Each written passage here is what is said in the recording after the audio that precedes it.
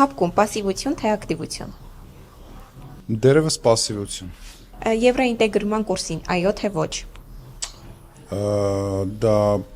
բարդ հարց է, եթե եվրոինտեգրման գործընթացը Հայաստանում շատ շուտվանից է սկսված, ես ինքս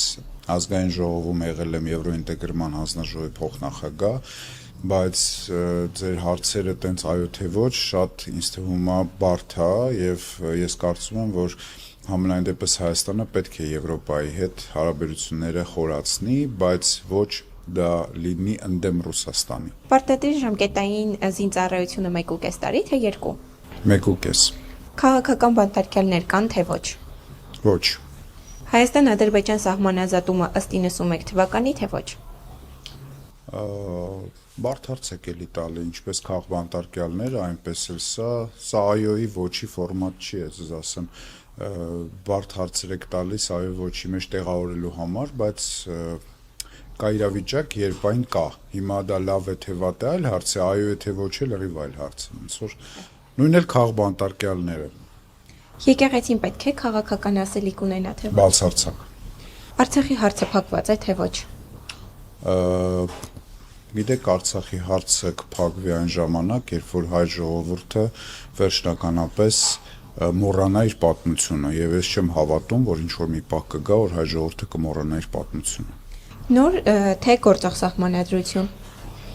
Նայած թե նոր սահմանադրությունում ինչ է փոխվելու, երբ որ կլինի նոր սահմանադրություն, որ կասենք այո կամ ոչ։ Խորհրդարանական թե նախագահական կառավարման համակարգ։ Ավելի շատ խորհրդարանական։ Փոխը զինանշանը օրներքը թե ոչ։ Կարծում եմ ոչ։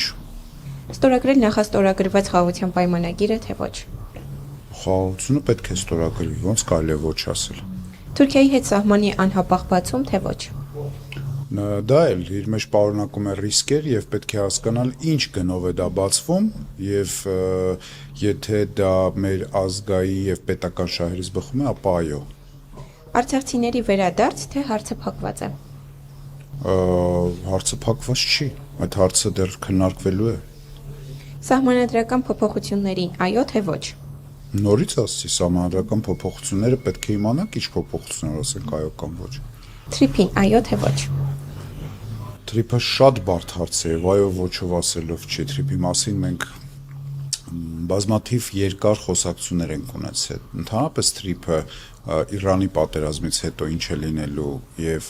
ինչ կարող էր լինել մինչեւ Իրանի պատերազմը, դրանք տարբեր բաներ են եւ այո ոչով չեմ կարող այդ հարցին պատասխանել։ Թրիփը պետք է